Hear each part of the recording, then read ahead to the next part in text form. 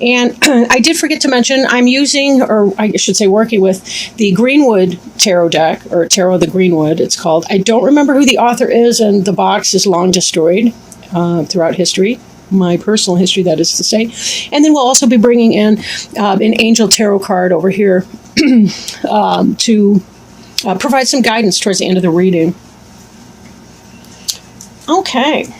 So the card at the bottom of the deck is the Nine of Stones, which is tradition.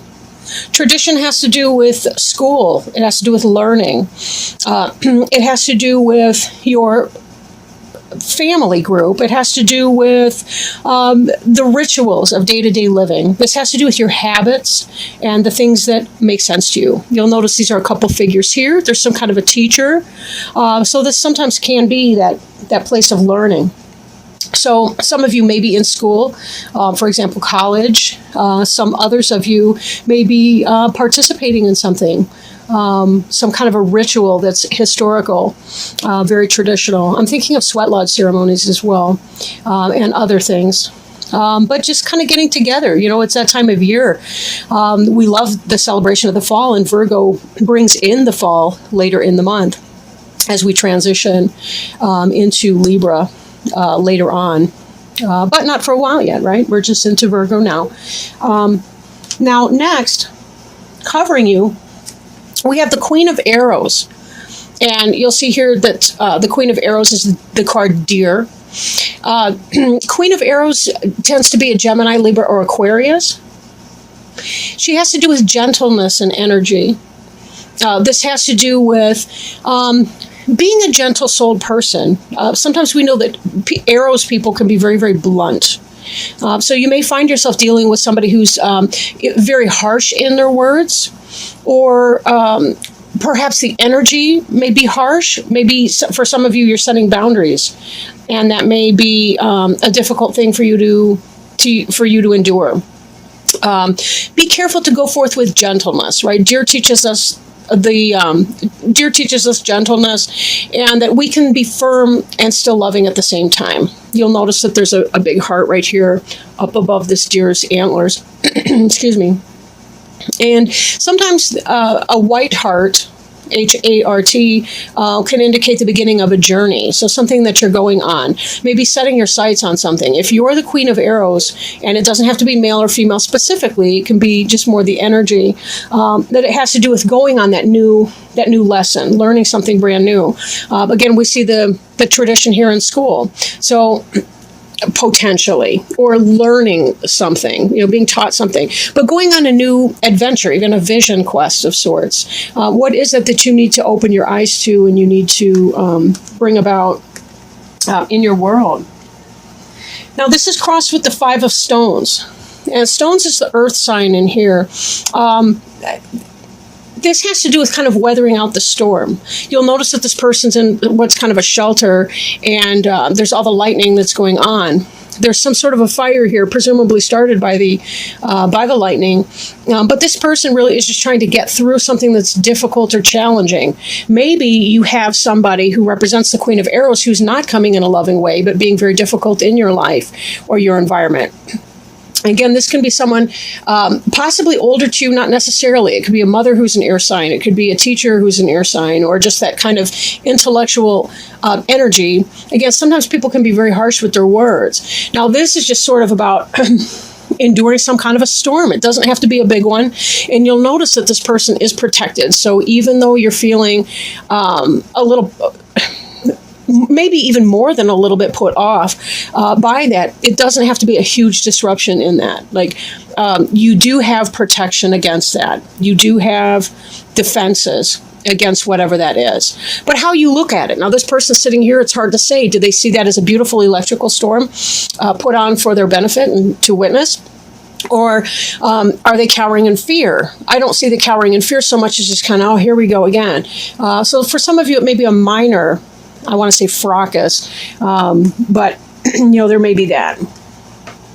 Now, crowning you is protection, and this is a similar energy to the one that we saw in the Five of Stones. This is what may come to pass. Here we have kind of a different image, it's almost like flip sides of the same coin, right? We've got this idea of getting through something, but there's also the element of protection that's going on here. We have a fawn in this image, and because of our deer here, I almost wonder if you're having some drama with your mama drama, right? Or maybe your child's mother. And the sun looks really beautiful, and the sun is a star, as we see lots of stars here, but this feels very hot to me, very hot and uncomfortable. Right? This is electrifying. This is just plain hot. And trying to get through that, trying to find our little oasis in the storm. But in both these images, this person or this individual that's being represented here has protection. Right? And this even here looks like the lightning to me. So this is about being able to get through something. This is what's on your mind or what may come to pass, and this is what's crossing you or what's an effect that's coming into play right now. So it does look like you got it covered. So I apologize if your dog's barking. One's mine. She's going crazy because the neighbor's dog is out, and they like to chat. And yeah, they hang. Oh, yeah. Okay. Beneath you, this is something that you have, or something that has happened or is happening, like it's already set in motion. So if you don't have it yet, it will be occurring. The Eight of Cups is about rebirth. In other decks, the Eight of Cups has to do with walking away from a situation that you've emotionally invested in. Right? Now, this card celebrates the other side of that, not just leaving something, but the rebirth that comes when we leave things behind us that no longer benefit us. Now, you'll notice here on the cup, we have the symbol of Taurus, the bull. Although Cups is technically a water sign, but there may be some Taurus influence in that. Then again, I see it simply as kind of power and strength in an earth sign situation, which could be you easily because you're this Virgo type. And Virgos are very strong men and women, very strong individuals. Here we have a Sheila Nagig, and a Sheila Nagig, we see those depicted over like in Irish houses of worship. They have a Sheila Nagig over the doorway. It's very symbolic about birth, rebirth, life, death, the transition of life. And that's what the Sheila Nagig here represents, is that idea that sometimes we have to leave something behind for something new. There's the idea that even when we die in our physical form, we're reborn into a new form on the other side. We're doing something else in that. So there's a transition piece. But this is the celebration of the positivity that is to come in setting that change. So if you have been going through something, if you've had some harshness, maybe you've had to set boundaries with somebody, that the Queen of Arrows, again, I'm thinking that could even be a family member, it could be a friend, it could be somebody you're involved with romantically.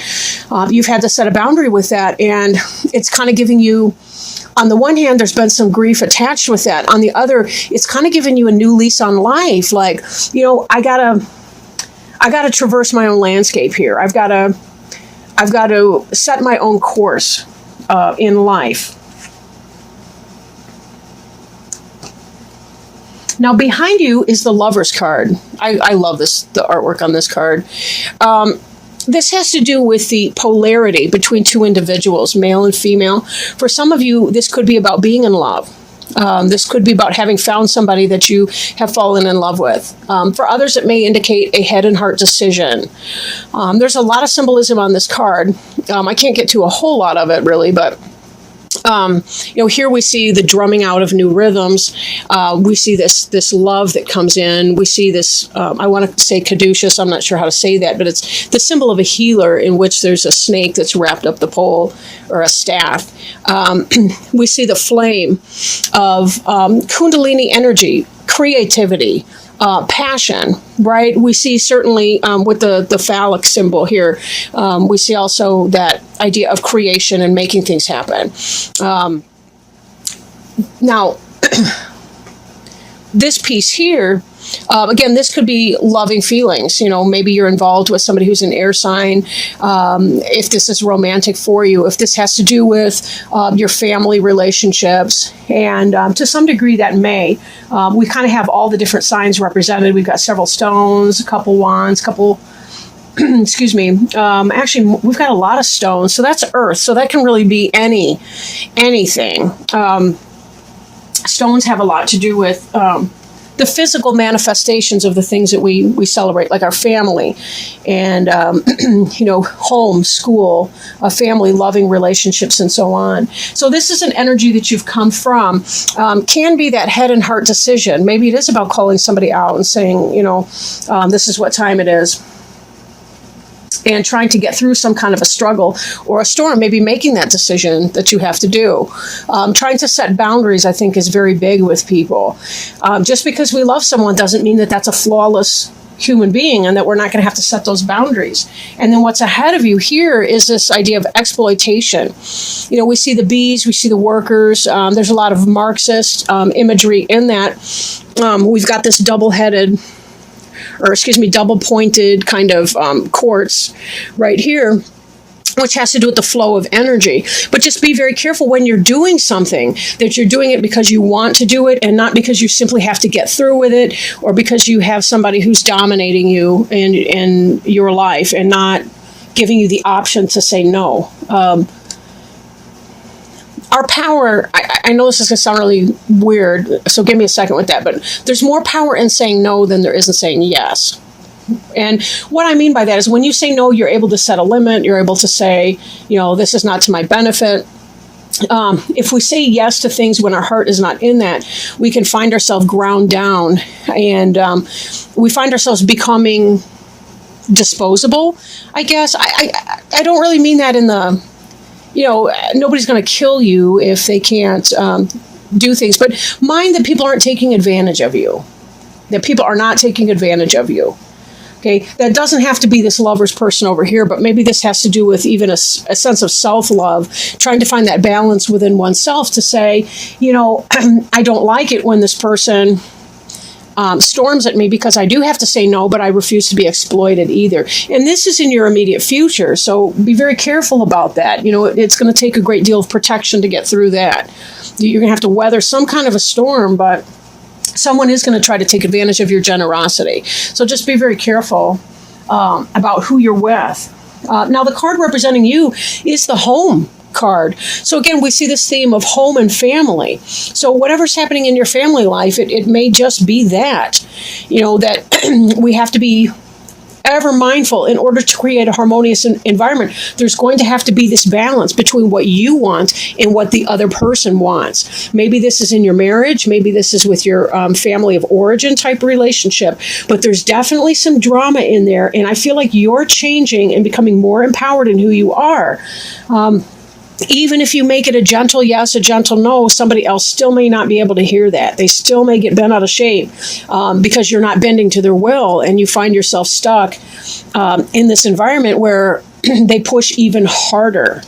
One thing that I do advise people who have boundary issues in their family is that when you first begin to assert a boundary with people, they will push even harder. So if you thought that it was easier to cave in before, you're going to find it even harder to stand your ground now, because they will continue pushing harder, and getting louder and louder and more angry, hoping that they can push beyond you. It's sort of like, if you think about it, and I'm not trying to insult anybody's adult relatives or anything, but if you think about the child having the temper tantrum in the store, if you cave in the first couple times they do it, and then you decide, that's a bad idea. I'm not going to cave in when they have the temper tantrum for the candy, so I'm going to stop doing it. The kid will get louder and more ferocious and fierce. Their face will turn red. They will, I don't even need to paint you that scene.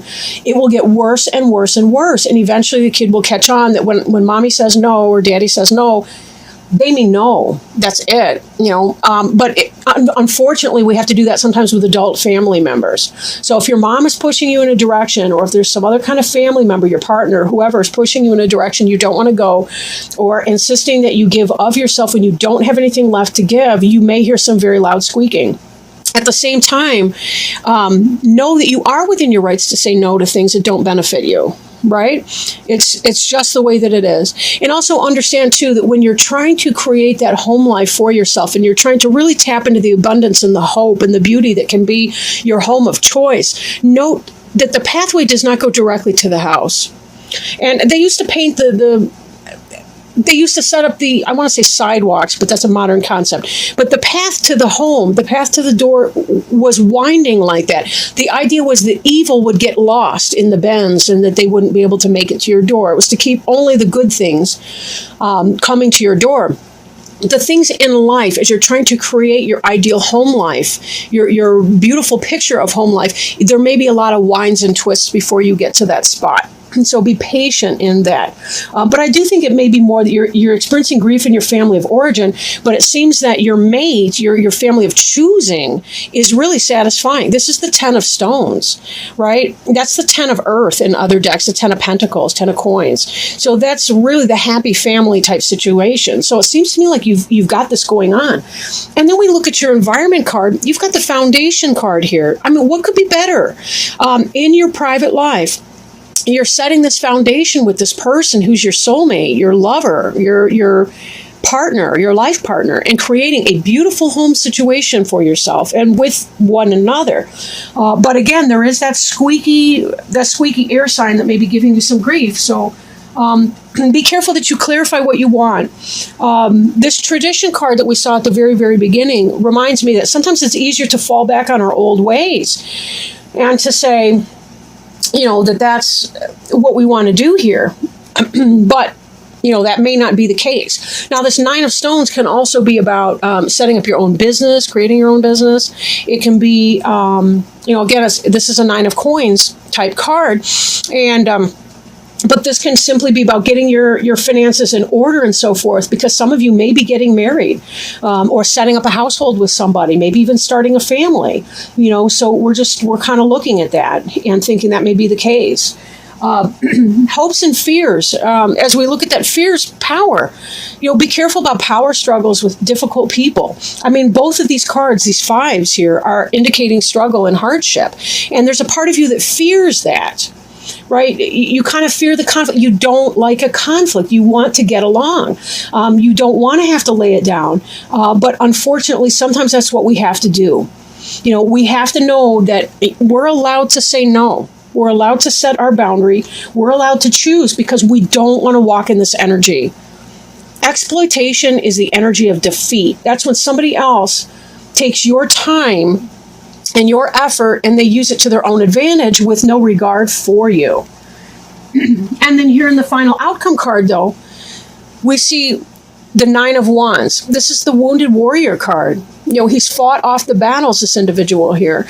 And there's a great deal of respect coming to him because he or she has fought that battle, has set that limit.